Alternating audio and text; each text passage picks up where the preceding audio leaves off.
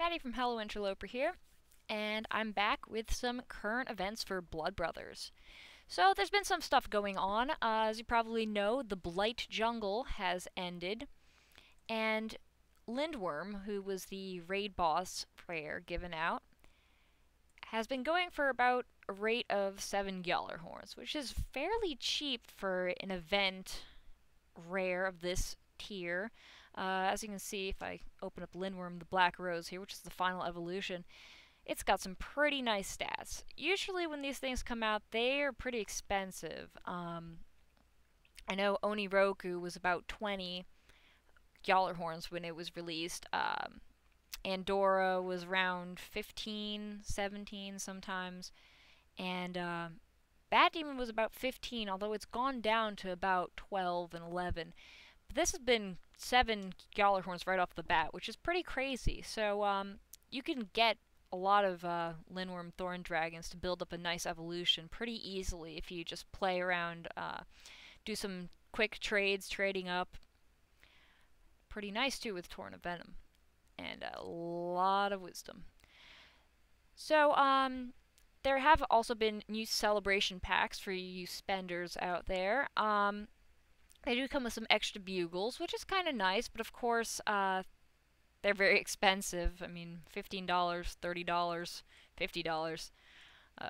But the legendary base rate is ×5, which is pretty interesting, that they're having sort of promotions where they're increasing the legendary base rate.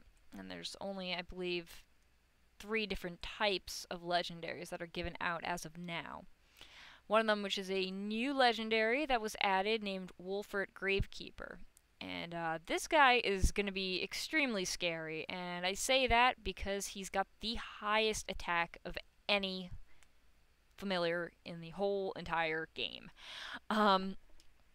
This is his first evolution, 1 star over here. And he's got Slashing Blade, which, of course, is the ability that, I guess you say it as Nwadha, the Shining Blade, has. The Bluebeard, Morgan Cavalier, which is the current invite code guy, and, of course, Black Cat Knight. So, it's an attack-based attack. And, as you see here, the number 2 evolution is the first familiar to break 20,000 in stats without buffs. And as you can see here, the attack is 23,000. That is extremely scary. But because it has such a high attack, all of its other stats are very low compared to most usual second evolution legendaries.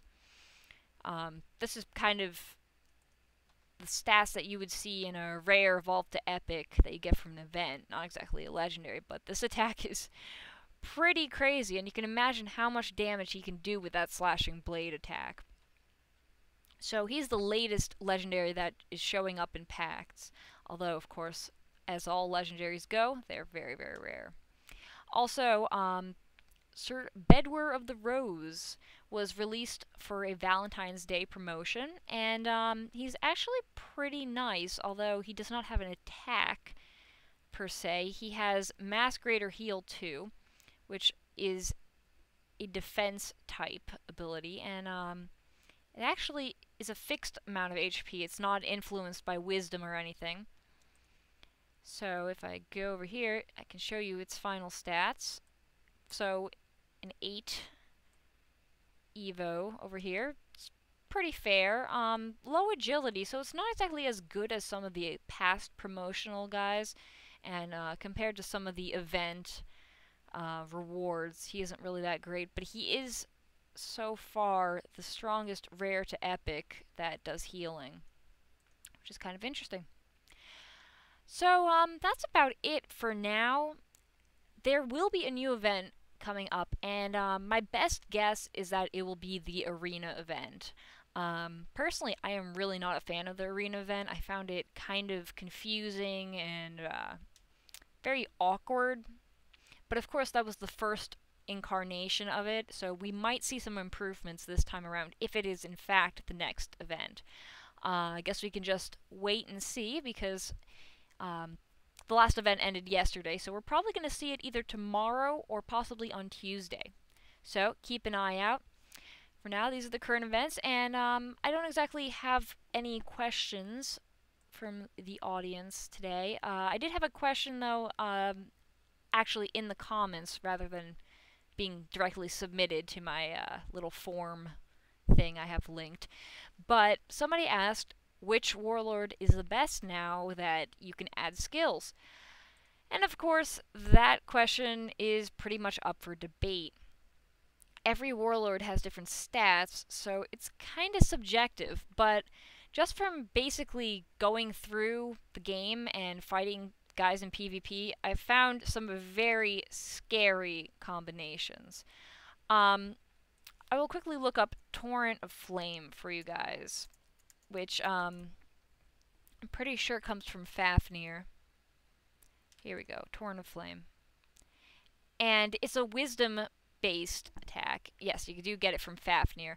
And also, it's what Sekhmet and Gilland have.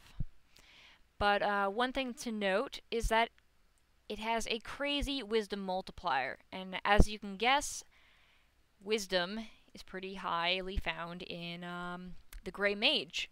I actually was just fighting people in PvP, you know, just everyday sort of thing, and just happened to be fighting against somebody who had the Grey Mage. I was doing pretty well, and then all of a sudden, the Grey Mage with his extremely high agility, as well as wisdom, used Torrent of Flame and completely decimated my entire team by doing about 13k damage to everybody. It was extremely scary, and it kind of caught me off guard, because I wasn't expecting that much damage from the Grey Mage. You know, I'm used to just having fireball or flames or whatever it uses used against me, one target kill. But it was rather surprising, which really opens you up to many ideas of what kind of devastating attacks can be taught to certain warlords. Because, I mean, Torrent of Flame, a 200 times wisdom multiplier is really crazy. And the Grey Mage with all of his wisdom can do so much. And I've also seen the Black Brute using Berserk. Extremely devastating, because he has such a high amount of attack, and his HP is pretty high, so he's really durable. So, really, you can't really say exactly who is the best warlord, but I still find myself very disappointed, I would say, with the Bluebeard.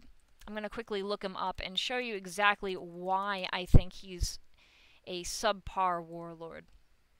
The Bluebeard, he's kind of strange because his attacks are mostly focused in defense and wisdom, yet his skill, Slashing Blade, is an attack-based skill. His attack is really low, so Slashing Blade is kind of useless. I'm sure, of course, you could teach him some kind of defense or wisdom-based skill and completely get rid of Slashing Blade, but seeing that usually, you know, for other guys, such as, let's look at Golden Lance. He comes with Scythe Storm, which is a good attack.